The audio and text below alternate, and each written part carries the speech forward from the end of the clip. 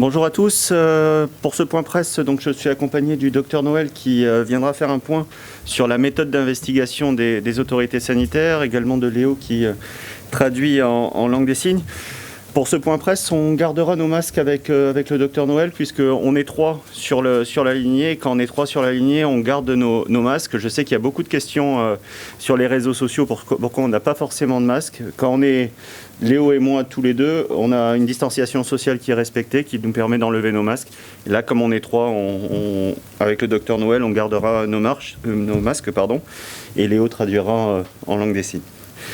Sur le point sanitaire de la journée, donc, nous avons réalisé 278 tests hier au cours de la journée. 0 cas positif, c'est une bonne nouvelle. Ça fait plaisir d'annoncer ce genre de bonnes nouvelles, mais restons mobilisés sur les gestes barrières, la distanciation sociale, les mesures de confinement que nous avons mis en place, puisqu'on voit que c'est ça qui marche aujourd'hui. On ne crie pas victoire, c'est-à-dire que c'est juste une bonne nouvelle à l'instant T, mais qu'il peut y avoir des évolutions dans les prochains jours. Je sais que la question revient régulièrement de la poursuite ou non du confinement. On veut informer les Calédoniens relativement rapidement sur cette mesure. Donc dès jeudi, il y aura une communication du gouvernement sur la prolongation ou non du confinement en fonction à la fois des cas positifs ou non que nous aurons dans la semaine, mais également des tests que nous aurons réalisés. Donc c'était la première bonne nouvelle du jour. Sur la campagne de vaccination, donc notre rythme continue d'être soutenu et va continuer à s'accélérer dans les prochains jours. Au cours de la journée d'hier, 1112 doses ont été administrées, ce qui monte à 15 571 personnes qui ont eu une première dose ou une deuxième dose. Donc nous sommes sur un rythme qui est soutenu et qui va s'améliorer dans les prochains jours. Au cours de la séance du gouvernement, nous avons autorisé la DSCGR, c'est-à-dire la Direction des risques de la Nouvelle-Calédonie, de devenir un centre de vaccination pour le personnel essentiel des collectivités.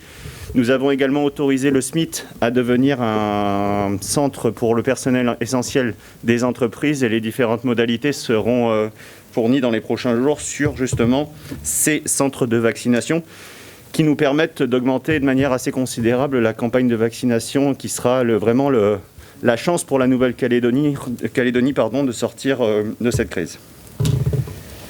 Vous le savez, et ça a été rappelé par l'un d'entre vous que nous tenions une séance du gouvernement il y a quelques minutes. Mes collègues y sont encore, mais nous avons voté un certain nombre de textes qui peuvent intéresser les Calédoniens et des textes qui sont, à mon sens, des bonnes nouvelles à la fois dans la gestion de la crise sanitaire, mais également dans l'accompagnement économique des entreprises et des salariés.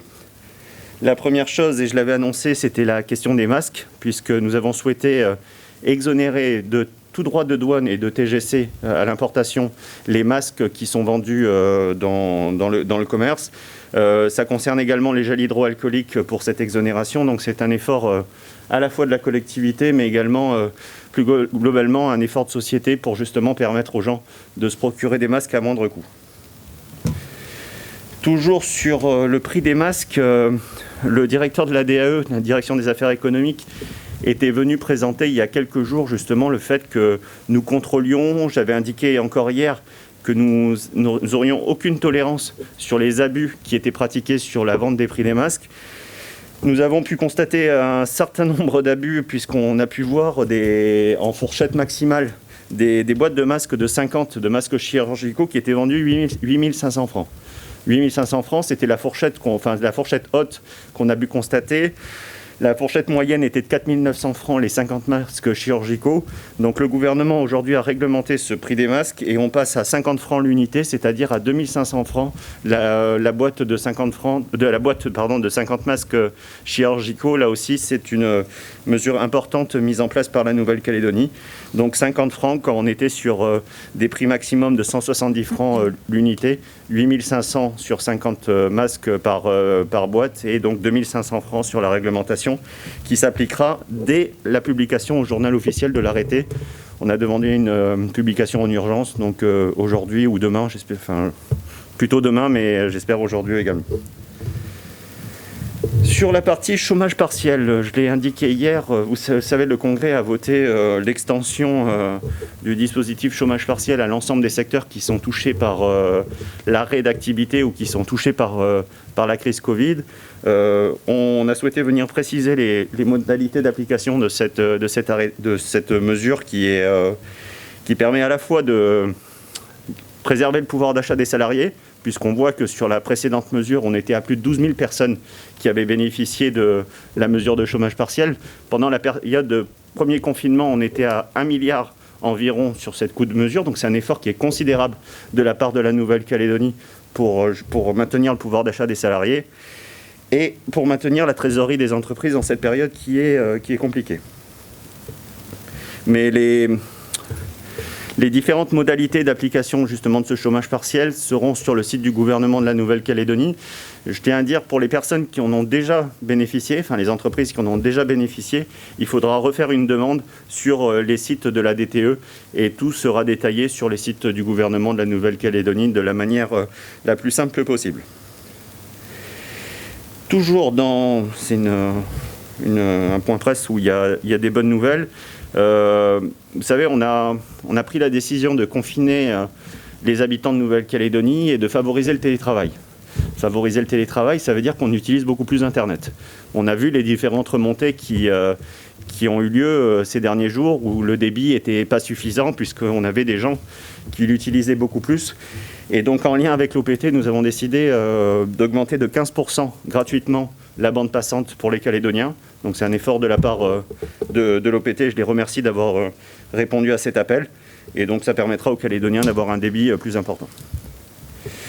Toujours sur la question de l'OPT, je les salue sur cette mesure qui est un vrai partenariat avec la Nouvelle-Calédonie pour favoriser justement la continuation pédagogique, puisque l'OPT a mis à disposition gratuitement pour personnes qui sont abonnées le fait d'aller sur des sites de continuité pédagogique et tout est détaillé sur le site du gouvernement et du vice-rectorat. Donc voilà, sur les différents points à l'ordre du jour, quand même des bonnes nouvelles entre le 0 cas positif sur les tests d'hier, différentes mesures sur à la fois le prix des masques, à la fois sur le chômage partiel et sur l'OPT.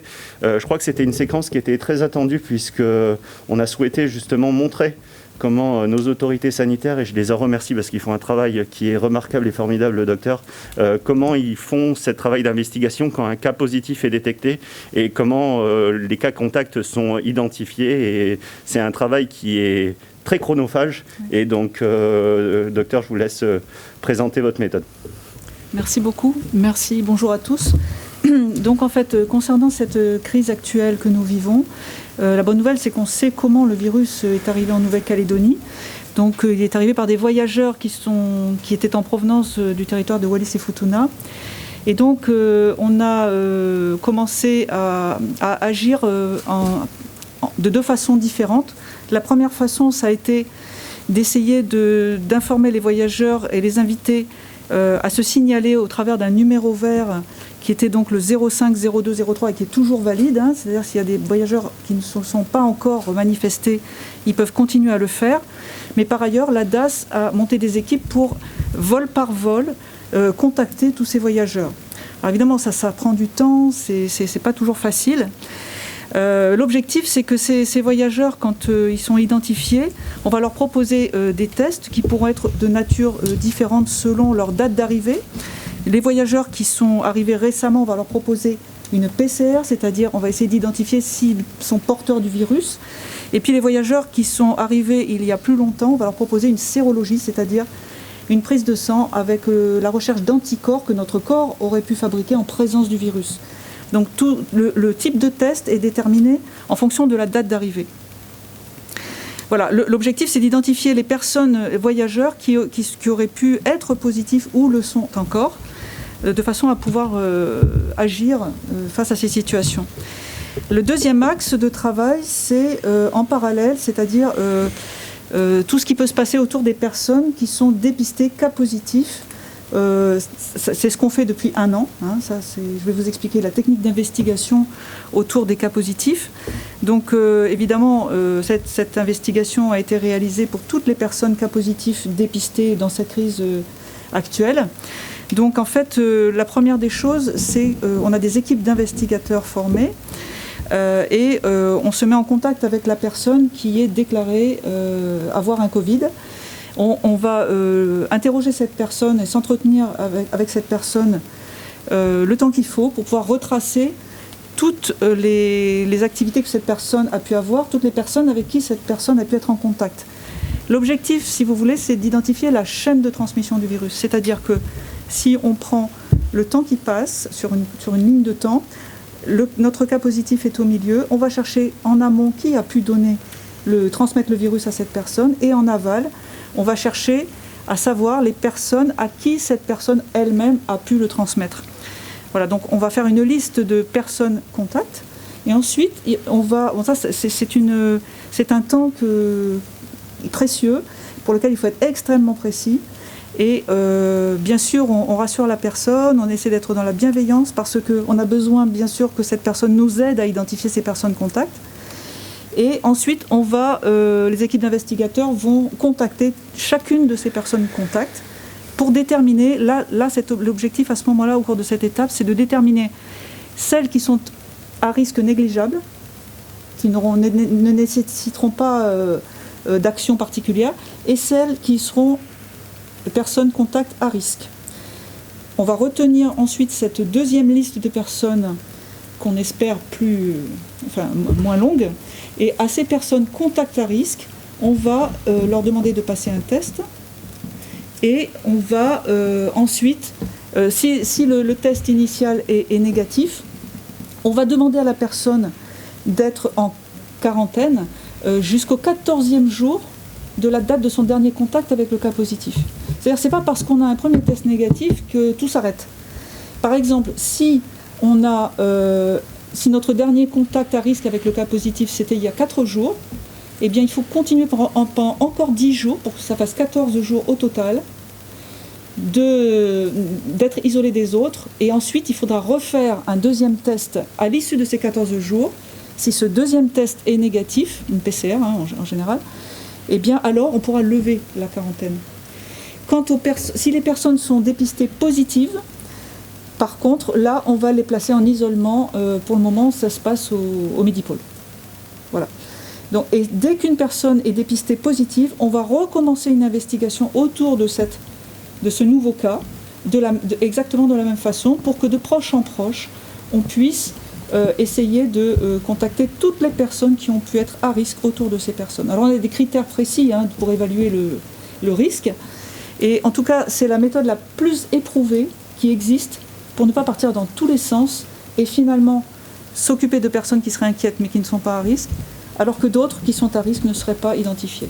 Voilà, donc c'est une technique qui est quand même très chronophage, comme vous l'avez signalé, parce qu'il faut vraiment prendre le temps de bien faire les choses et de les faire de façon extrêmement rigoureuse pour ne passer à côté de personnes qui devraient être donc identifiées. Merci.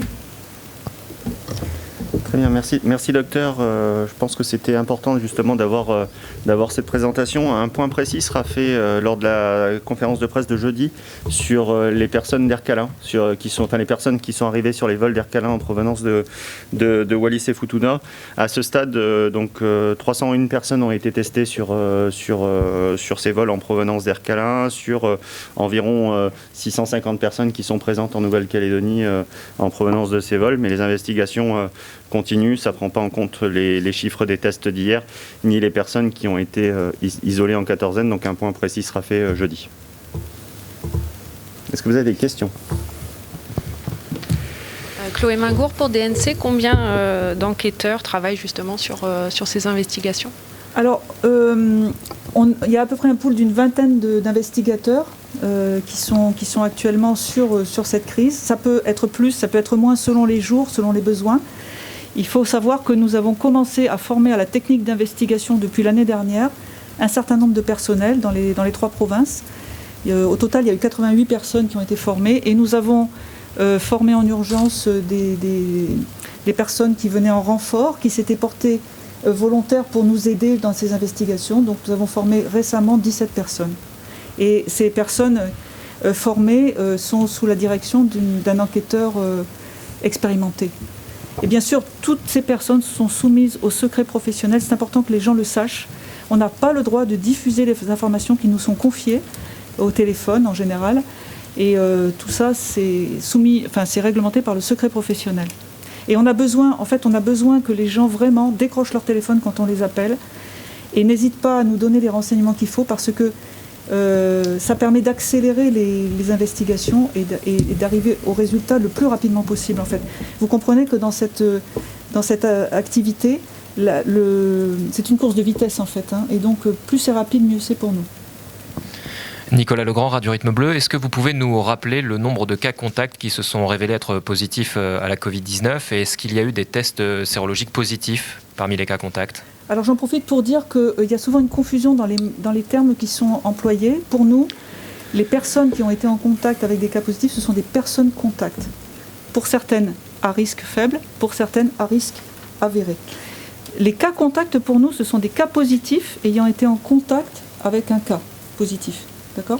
Donc là, de toute façon, les investigations sont en cours et ne sont pas complètement consolidées. Les chiffres ne sont pas consolidés, mais je crois qu'il est prévu un point spécifique jeudi pour vous diffuser des résultats consolidés. Bonjour, Coralie Cochane, c'est la première à la radio. J'espère ne pas toucher au problème du secret médical, excusez-moi. On voudrait avoir des nouvelles du patient numéro 1 de Wallis qui est venu en Calédonie, parce qu'il ne figure pas dans votre tableau sur les patients en réanimation. Pourtant, il l'était à Wallis, donc qu'en est-il aujourd'hui ? Alors je crois que là, il faut s'adresser aux médecins qui s'en occupent, aux médecins du Medipôle. Je n'ai pas d'informations particulières à ce sujet. Une autre question concernant ce tableau. Avant figurait le nombre de personnes, le nombre de patients qui étaient dans l'unité Covid. C'est plus le cas aujourd'hui. Pour quelle raison ? Je ne savais pas que ça avait changé, mais c'est une information qu'on peut remettre. Il n'y a pas de souci particulier. C'est les personnes qui sont au Medipôle. Dans le dernier tableau que j'avais vu, moi, il y a le chiffre qui était présent. Mais on va rectifier ça. Martin Chamasson, NC Première. Plus une question pour Christopher Gigès. Sur les 301 personnes, donc sur les vols en provenance de Wallis et Futuna, est-ce qu'on sait celles qui sont restées sur le territoire, celles qui ont pu repartir, sur les 650 personnes qui ont transité entre Wallis et Futuna et la Calédonie, est-ce qu'on sait celles qui sont restées sur le territoire, celles qui sont parties peut-être ailleurs ? Est-ce que vous avez des éléments là-dessus ? Ce que disait le docteur, on est en phase de consolidation sur ces chiffres-là. Donc jeudi, on aura l'ensemble des chiffres affinés par la direction des affaires sanitaires. Mais les 650 personnes, c'est 650 personnes qui ont été identifiées en Nouvelle-Calédonie. Donc c'est sur cette base-là que les personnes ont été testées. Chloé Mingour pour DNC. Sur ces 650 personnes, combien ont été contactées ? Vous avez dit que 301 avaient été testées, c'est ça ? Je vous dis, un point précis sera fait jeudi sur cette partie-là. Bonjour, Gilles Capré, les Nouvelles-Calédoniennes. La semaine dernière, pendant un petit moment, on avait un cas qui était d'origine indéterminée. On se demandait s'il venait de Wallis ou pas. Concrètement, comment avez-vous pu déterminer que le cas était effectivement un contact de cas liés à Wallis ? Alors là encore, les investigations ne sont pas toutes terminées. Donc c'est important de ne pas porter de conclusion par rapport à des cas en particulier.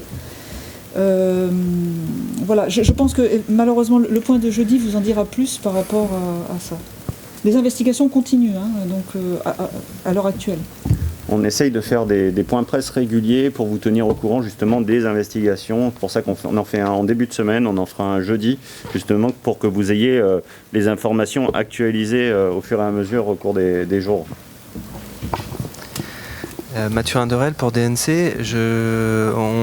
Donc la présence du variant anglais est avérée. Est-ce qu'on a trouvé d'autres versions du virus ? Non, on est toujours sur le variant anglais. Il n'y a pas d'autres variants présents en Nouvelle-Calédonie à ce stade. Coralie Cochane, c'est la première la radio. Une petite question sur le port du masque. La semaine dernière, le directeur des affaires économiques avait pas été tout à fait clair sur qui doit fournir les masques. Est-ce que c'est le salarié, est-ce que c'est l'employeur ? En gros, c'était un peu aux deux. Ce matin, sur notre antenne, le directeur, la DTE, a bien clairement dit que c'était à la charge de l'employeur. Est-ce qu'on peut clarifier cette situation ?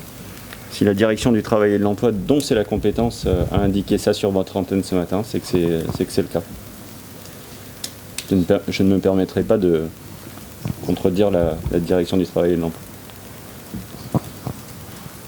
Martin Chamasson, de ces premières, vous avez évoqué notamment hier le vol du 3 mars, en expliquant que plusieurs cas provenaient de ce vol en particulier. Est-ce qu'on peut savoir combien de cas en particulier, au total, ont été détectés sur ce vol-là ? Je ne sais plus exactement le nombre de cas sur le vol du 3 mars. En tout cas, la décision a été prise d'isoler totalement ce vol dans un hôtel, justement pour éviter tout risque de contamination, avec des investigations en cours sur les cas positifs. Mais je ne sais plus, docteur, sur le vol du 3 mars. C'est pareil, les investigations sont encore en cours, donc c'est des données trop préliminaires pour pouvoir en parler. Gilles Capré, les Nouvelles-Calédoniennes. Une question sur le chômage partiel. Hier, M. Gigès, vous aviez annoncé que les demandes seraient automatiquement acceptées et qu'un contrôle se ferait a posteriori. Est-ce que c'est effectivement ce qui a été voté ce matin ? Oui, c'est effectivement ce qui a été voté ce matin. On cherche la fluidité dans l'accord des demandes de chômage partiel, puisque on est dans des situations où très clairement les entreprises ne peuvent pas attendre, et les salariés encore moins attendre d'avoir un salaire à la fin du mois. On est dans une situation qui est exceptionnelle, quand on était sur un dispositif qui était des secteurs durablement impactés par la crise, et donc sur un spectre plus restreint. On pouvait faire du contrôle a priori sur les différents critères. Là, on va être sur des volumes qui sont très importants et on ne peut pas se permettre d'attendre pour verser un salaire aux salariés. On avait vu sur la première période de confinement qu'il y avait eu des entreprises extrêmement vertueuses et qui n'avaient pas abusé du dispositif. J'appelle là aussi les entreprises à être vertueuses dans ce nouveau dispositif, parce que les contrôles ne se font pas a priori, mais les contrôles se feront réellement a posteriori. C'est-à-dire que s'il y a si on voit des abus sur ce dispositif où on fait confiance aux gens, les sanctions seront encore plus lourdes si la réglementation ne devait pas être respectée. Chloé Mingour pour DNC. Quand peut-on attendre précisément les premières vaccinations au SMIT et à la DSCGR ? À la DSCGR, à partir certainement de demain. Et au SMIT, on l'a autorisé ce matin, donc on va contacter la CAFAT qui gère le SMIT, donc je l'espère en cours de semaine.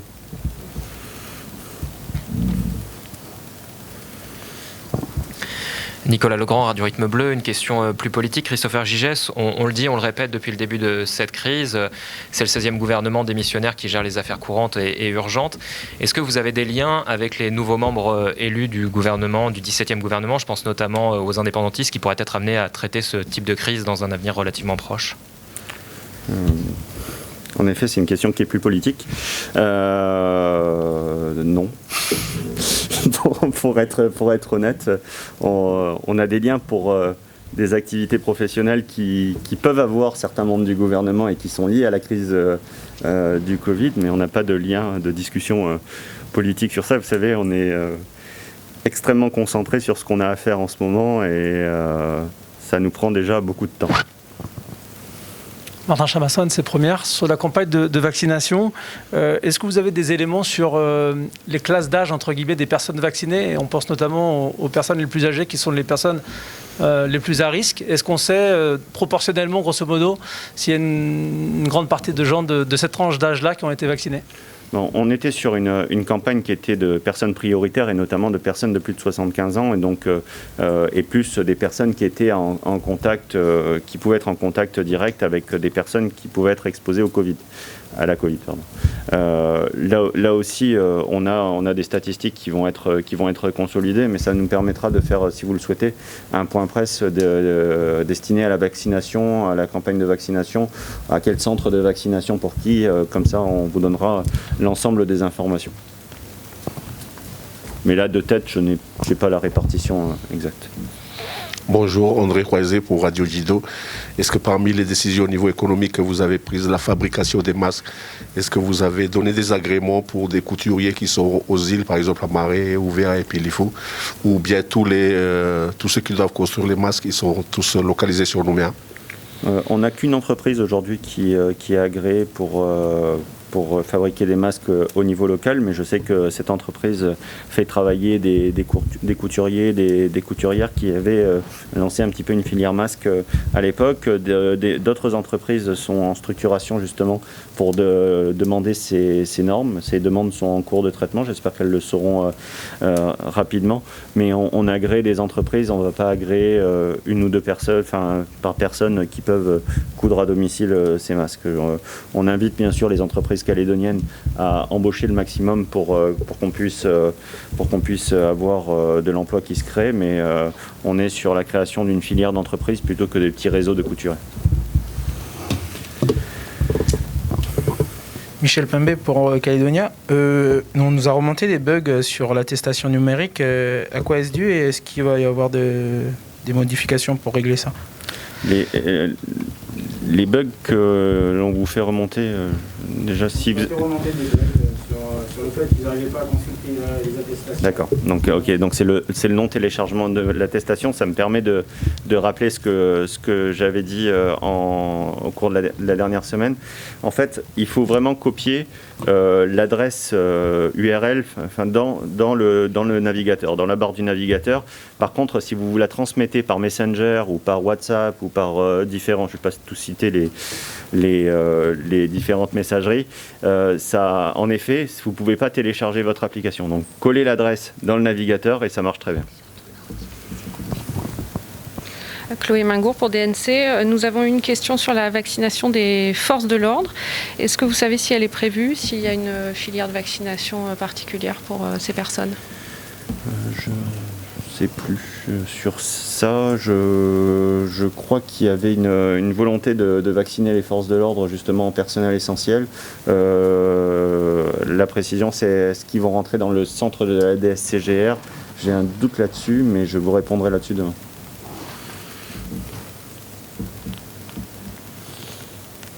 Plus de questions ? Très bien. Je remercie Dr Noël de sa participation qui permet de montrer le travail que font nos équipes, qui est essentiel justement au fait que le virus ne se propage pas en Nouvelle-Calédonie. Je fais un rappel petit point de ce qu'on s'est dit aujourd'hui. Donc 0 cas positif sur 278 tests, 1112 doses de vaccins qui ont été administrées hier, une réglementation des masques qui s'est accrue avec 50 francs le prix par unité pour les masques chirurgicaux et 2500 francs la boîte, une exonération totale des droits de douane et de TGC, un chômage partiel donc, qui a été rendu effectif par l'arrêté, 15% de bande passante offerte au FAI pour le répercuter, j'insiste bien sur le répercuter aux Calédoniens pour augmenter le débit Internet. Et sur la question du confinement ou non, sur la prolongation du confinement ou non, cette annonce sera faite jeudi. Je rappelle également le respect des gestes barrières, la distanciation sociale, bien se laver les mains, tousser dans son coude. Toutes ces mesures-là, ça nous permettra justement d'éviter la propagation du virus en Nouvelle-Calédonie et d'arrêter le plus tôt possible le confinement. Je vous remercie. Merci à vous.